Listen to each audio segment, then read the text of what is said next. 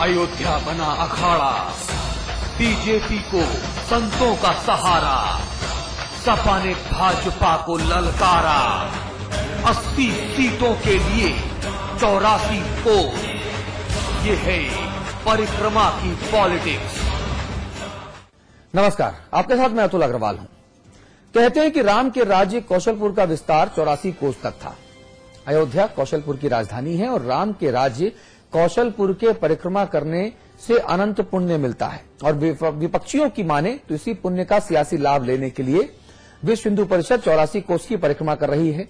सपा सरकार कहती है कि ये भक्ति बेमौसम है साहब, लेकिन संतों का कहना है कि भगवान के भजन का कोई मौसम होता ही नहीं। अब भक्तों को भगवान से न मिलने देने के लिए उत्तर प्रदेश में सरहदों से ज्यादा चौकसी है।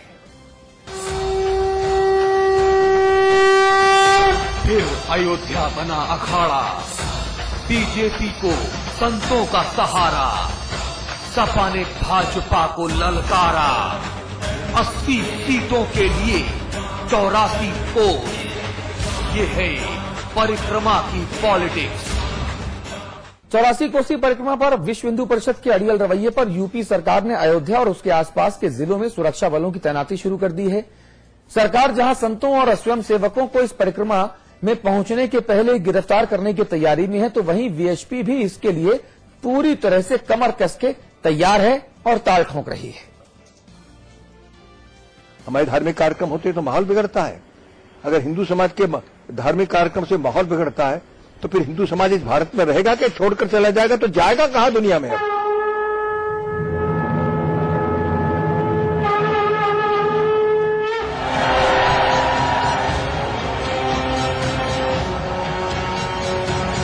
80 सीटों वाले सूबे में 84 कोस की परिक्रमा करके पीतांबरियों ने मोक्ष प्राप्ति का मन बनाया है। लेकिन मोक्ष के मुहूर्त और मंशा पर अखिलेश को ऐतराज है। संतों के मन में मुराद अयोध्या पहुंचकर अपने आराध्य से मिलने की है। कहीं साधुओं की सुलगाई अगरबत्ती का धुआं मोदी तक ना पहुंच जाए, इस बात की बेचैनी विपक्षियों को ज्यादा है। परिक्रमा को लेकर उधर जो हंगामा चल रहा है, तो इसके पीछे हमें बीजेपी और सपा की मिली भगत नजर आती है। और इसके आड़ में ये दोनों पार्टियां, खास तौर से जो बीजेपी के जो सहयोगी संगठन है, जो बीएसपी या अन्य और संगठन है, उनको आगे करके तो ये लोग उत्तर प्रदेश में सांप्रदायिक तनाव पैदा करके तो हिंदू मुस्लिम समाज के लोगों को आपस में भिड़ाना चाहते हैं।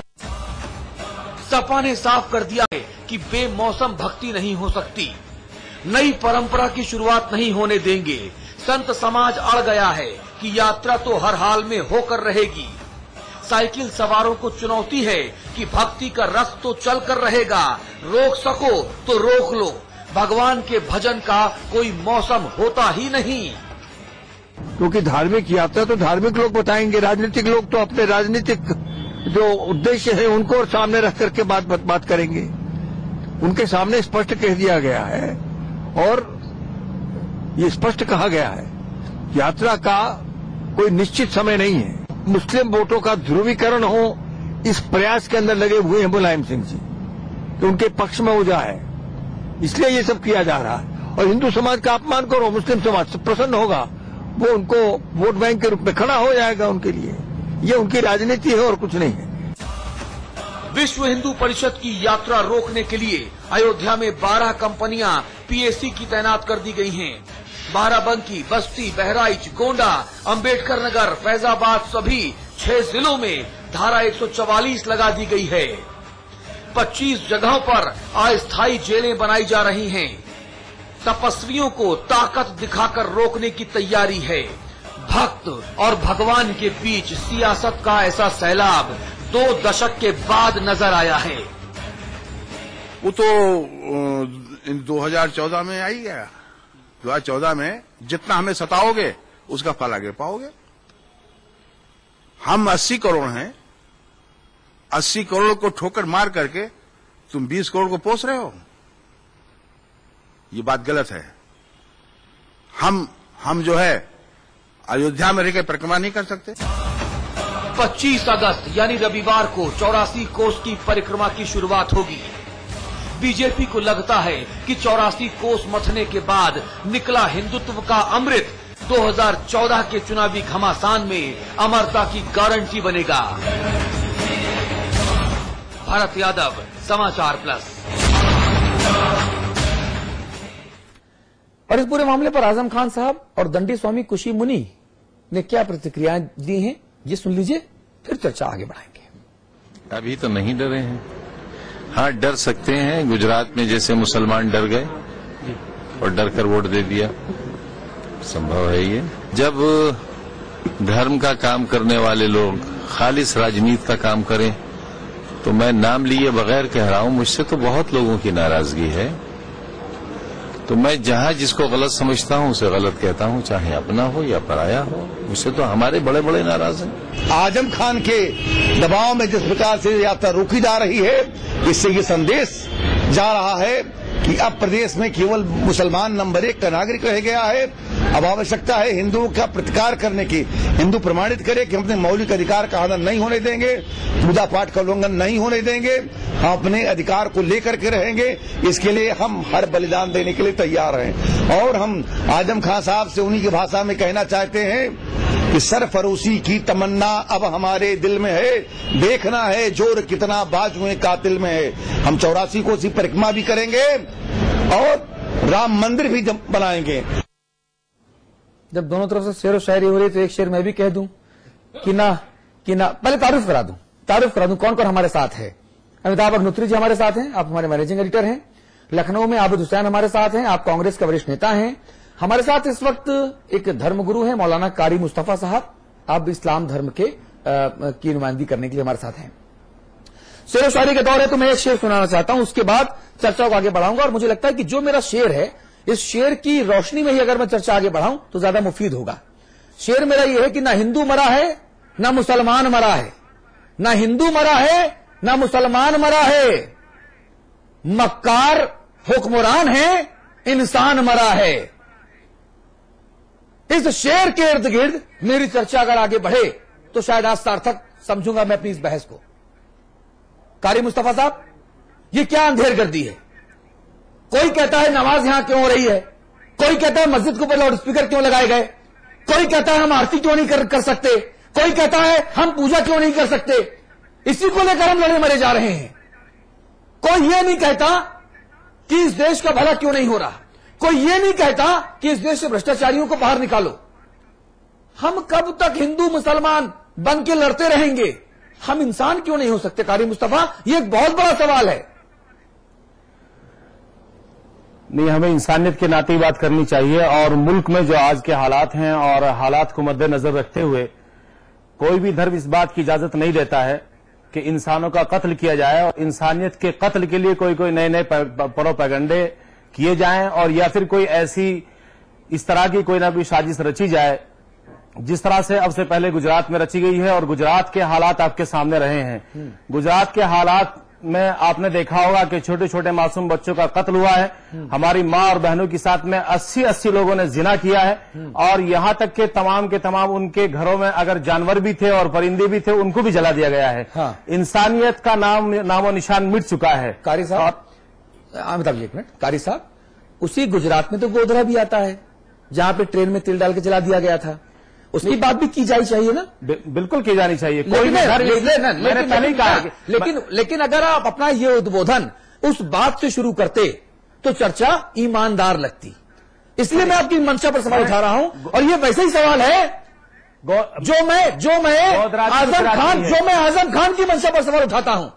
आप लोग गोधरा क्यों भूल जाते हैं? नहीं, हम गोधरा नहीं भूलते हैं। तो देखो, इसमें मैं काजी साहब एक बात मैं कहूं तब चर्चा को फ्रेम में एक रखने में मदद मिलेगी। 2-3 महत्वपूर्ण बिंदु हैं। पहले आजम साहब के पर बात कहूं, आजम खान साहब अगर आप सेलेक्टिव अप्रोच रखेंगे, कैलाशानंद जी महाराज सूटेबल हिंदू साधु हैं उनके लिए, अधोक्षानंद जी उनको सूट करते हैं और एक्स और वाई सूट नहीं करते। ये नहीं चलेगा, ये नहीं चलेगा। ये देखना पड़ेगा ना हमको कि ईमानदारी झलके, दिखे, जनता को लगे कि आप ईमानदार पोस्टर लेके बात कहने आए हैं, आप सिर्फ इंसानियत की बात कह रहे हैं। एक जब जब हम केवल इसकी बात करेंगे, अगर हम 84 के दंगों की बात करते हैं तो हम ये भी कहते हैं कि इंदिरा जी को मारा गया। अगर हम गुजरात पर बोलते हैं, मैं कम से कम तो मैं इस बात ही वहां से शुरू करता हूं जो घटना पहले घटी, उसकी निंदा करता हूं, फिर जो उसके बाद घटा उसकी पुरजोर निंदा करता हूं। इसलिए जनता मानती है कि मैं ठीक कह रहा हूं। शासन का यह दायित्व है कि अगर कोई आयोजन हो तो उसमें सुरक्षा उपलब्ध कराए। दुर्गा पूजा से लेके प्रकाशोत्सव नानक साहब का, उससे लेके रमजान, मुहर्रम, तमाम धार्मिक आयोजन देश भर में होते हैं और हिंदुस्तान तो पर्वों का वो है, देश है। सरकार मुहैया कराती है ना सुरक्षा। और एक बात विश्व हिंदू परिषद के साथियों के लिए कहूंगा, ये एंगल किसी ने नहीं कहा अभी तक, ये एंगल मैं मानता हूं सबसे महत्वपूर्ण है जो सोचना चाहिए। कौन लोग नेतृत्व दे रहे हैं इस परिक्रमा को? सिंघल साहब, चिन्मयानंद जी महाराज, महंत नृत्य गोपाल दास जी महाराज, ये लोग नेतृत्व दे रहे हैं इस परिक्रमा को। सबकी उम्र 75 पार है। 84 कोस छोड़िए, 4 कोस कोई पैदल चलने की स्थिति में नहीं। नृत्य गोपाल दास जी को मैं जानता हूं व्यक्तिगत तौर पर। हनुमानगढ़ी में उन्होंने अपने बैठने का स्थान नीचे बनवा लिया, सीढ़ियां चढ़ने में दिक्कत है अब उनको। अशोक जी की बाईपास अभी हुई मेदांता में, 20 कदम पैदल चलना मुश्किल है। और दूसरी बात, ये 84 कोस कौन चलेगा? 84 कोस का मतलब जान रहे हैं? 252 किलोमीटर। और एक बात को मैं ईमानदारी से बोलता हूं, इसलिए हक रखता हूं बोल पाऊं। मौलाना साहब ने जो बात जहां से शुरू की वो बात थोड़ी सी अटपटी थी, इसलिए ये बात कहनी पड़ी। अशोक जी से एक बात पूछूंगा, 2012 में भी 84 कोस की परिक्रमा हुई थी, आप अयोध्या क्यों नहीं गए? क्यों नहीं गए? 11 में आप केवल झंडी दिखा के वापस आ गए थे। जिन मैंने देखी 84 कोस की परिक्रमा, मुझे पता नहीं आज पैनल में जितने लोग हैं इनमें से किसी ने भी 84 कोस की परिक्रमा देखी है आंखों से या केवल अखबार में पढ़ी? मैंने देखी है। उसमें एक बस चलती है, साथ साथ 1-2-4 बसें चलती है पीछे पीछे, और 5-7 किलोमीटर पर डे चलते हैं साधु। उसके बाद बस में सामान होता है, खाना पीना होता है, किसी गांव के मंदिर में रुक जाते हैं। बस पर लिखा होता है कि राम काज कीजिए बिना मोहि कहा विश्राम। लेकिन जितने भी लोग पॉलिटिकली उससे जुड़े होते हैं वो सब बिना राम काज के विश्राम करते पाए जाते हैं, दिल्ली चले आते हैं झंडा दिखा के। तो ये भी तो देखिए धर्म किसके मन में है। इनकी भी नियत साफ नहीं, ये भी मैं जानता हूं, लेकिन मैं सरकार के इस कदम से भी सहमत नहीं हो सकता। सरकार सुरक्षा उपलब्ध कराए, दंगा नहीं हो, ये सरकार की जिम्मेदारी है। लेकिन यात्रा रोक दें आप जी। मुझे ये स्मरण आ रहा है मुलायम सिंह जी का वो 89 का दौर। हाँ। आप यात्रा रोक देंगे, लोगों को राज्यों सीमा सील कर देंगे, ये ठीक नहीं। ये नजीर अगर आप डाल देंगे तो कल को दूसरे लोग, दूसरे मजहबों के जब आयोजन होंगे तो भी वो यही मांग करेंगे। लालजी टंडन हमारे साथ जुड़ गए हैं। आप भारतीय जनता पार्टी के वरिष्ठ नेता हैं, आपको माननीय अटल बिहारी वाजपेयी जी का उत्तराधिकारी भी माना जाता है अवध प्रांत में। लालजी टंडन साहब, बहुत स्वागत आपका समाचार प्लस पर। यात्रा हो, इसके लिए दिक्कत कहां पर है? सरकार कह रही है यात्रा नहीं होने देंगे, अब आप लोगों का अगला कदम क्या होगा?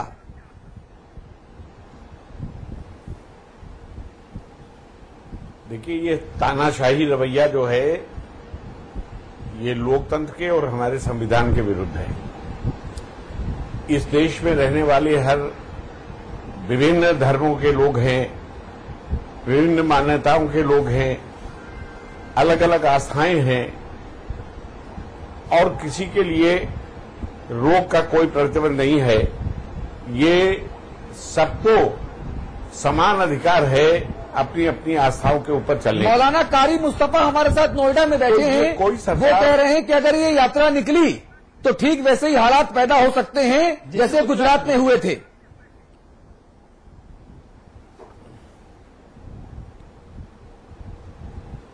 तो गुजरात में जिन्होंने हालात पैदा किए थे उनके बारे में तो कोई बोलता नहीं है। अपनी असलियत तो बताएं कि गुजरात में जो है गोधरा में झगड़ा तो उन्होंने शुरू किया था, लेकिन उसके बाद से गुजरात में तो कुछ हुआ नहीं। उत्तर प्रदेश में 18 दंगे हो चुके हैं जब से, 39 और सब सांप्रदायिक हैं। और कारी जी एक बात बताऊं आपको, थोड़ा सा जानकारी पर गौर डालिएगा अपनी। अयोध्या में कभी दंगा नहीं, मैंने नहीं देखा। 25 वर्ष से तो मैं देख रहा हूं। आप मुझे बताइए अयोध्या में दंगा कब हुआ? कभी नहीं हुआ। आपने जो गुजरात के हालात पर जो है मैंने बात की और गुजरात के हालात को आपने उठाकर एक तरफ रख दिया है और उस पर आपने गोधरा की बात की। कारी साहब एक बात पहले आप मुझे साफ कर दीजिए। जी जी, इस चर्चा का संयोजक मैं हूं, सूत्रधार मैं हूं, आप लोग हमारे मेहमान हैं। जी जी, मैं आपसे पूछ के मुद्दा तय करूं क्या? अगर ऐसा है तो मैं पहले आपसे तय कर लूं, चूंकि आप भी मेरे मेहमान हैं। अतिथि देवो भव, इस्लाम में क्या कहते हैं मुझे नहीं पता। आपको मैंने आज बुलाया इस मुद्दे पर चर्चा करने के लिए कि विश्व हिंदू परिषद जो 84 कोसी यात्रा निकाल रही है, इसके साइड इफेक्ट्स क्या होने वाले हैं। अब आप मुझको मजबूर कर सकते हैं क्या कि मैं गुजरात पे क्यों नहीं बात कर रहा? अगर ऐसा है तो आप मेरी कुर्सी बैठ जाइए, मैं स्टूडियो से बाहर चला जाता हूं। समझ रहे हैं ना? फिर तो मैं 1857 से लेकर आज तक बात करूंगा। फिर तो मैं भारत विभाजन के दौरान कितने हिंदू मरे, कितने मुसलमान मरे, फिर मैं उसकी बात भी करूंगा। फिर मिर्ची लग जाएगी। फिर मैं ये भी बोलूंगा कि इस देश में तुर्क कैसे आए, मुगल कैसे आए, फिर मिर्ची लग जाएगी। कारी साहब, हमको अपना कैनवास बड़ा करना होगा। मैंने अपनी चर्चा की शुरुआत में एक शेर कहा था और कहा था कि ना हिंदू मरा है ना मुसलमान मरा है, न मक्कार है हुक्मरान, इंसान मरा है। और मैंने यह गुजारिश की थी आप सभी लोगों से कि हम अपने चर्चा को इस शेर के भावना के इर्द गिर्द ही केंद्रित रखेंगे। आप उसको इस्लाम का जामा पहना रहे हो। मुझे लग रहा है कि आपको तो आजम खान साहब का पीआरओ बन जाना चाहिए जाके, तो आपको ही फायदा हो, आजम खान साहब का ही भला हो जाए। हम इंसानियत की बात कर रहे हैं, हम जो है इस्लाम आप मुझसे ज्यादा जानते हैं, लेकिन जो थोड़ा बहुत इस्लाम मैं जानता हूं, इस्लाम में मार काट की कोई जगह नहीं, इजाजत नहीं है, बिल्कुल नहीं है। इस पूरी दुनिया में आज की तारीख में जितने भी धर्म, जितने भी मजहब हैं, सबसे उदार, सबसे लिबरल इस्लाम है। लेकिन इस्लाम के मानने वाले कुछ एक काफिरों ने इस्लाम को बदनाम कर दिया। अगर मैं इन सारी परिभाषाओं में आ जाऊंगा तो चेहरा लॉस हो जाएगा। समझना पड़ेगा। हम यहां पर बैठे हैं सकारात्मक चर्चा करने के लिए मौलवी साहब। हम यहां पर भावनाओं को उद्वेग और भड़काने के लिए नहीं बैठे हैं। आपकी उद्बोधन का पहला शब्द ही वही था। क्यों भाई, क्यों? योगी आदित्यनाथ ने अमिताभ अग्निहोत्री जी से इंटरव्यू में कहा कि गुजरात में जो दंगे हुए, उन दंगों के बाद 12-13 वर्षों से शांति है और वहां विकास हो रहा है, और अगर शांति और विकास के नाम पर दंगे होते हैं तो मुझे स्वीकार है। आप बताइए इसकी क्या काट है? इसीलिए मैंने कहा मौलाना साहब, मैं आपसे हाथ जोड़ के निवेदन करता हूं कि किसी के भी जले में नमक मत छिड़किए। अगर वहां मुसलमान मारे गए तो पहले हिंदू भी मरे थे। हमको भूलना है, हमको आगे बढ़ना है। और जो तकरीर मैं कर रहा हूं, ये तकरीर आपकी तरफ से आनी चाहिए थी, क्योंकि आप धर्मगुरु हैं। मोहतरम, मैंने किसी मुसलमान और हिंदू का जिक्र नहीं किया था, माफ करना।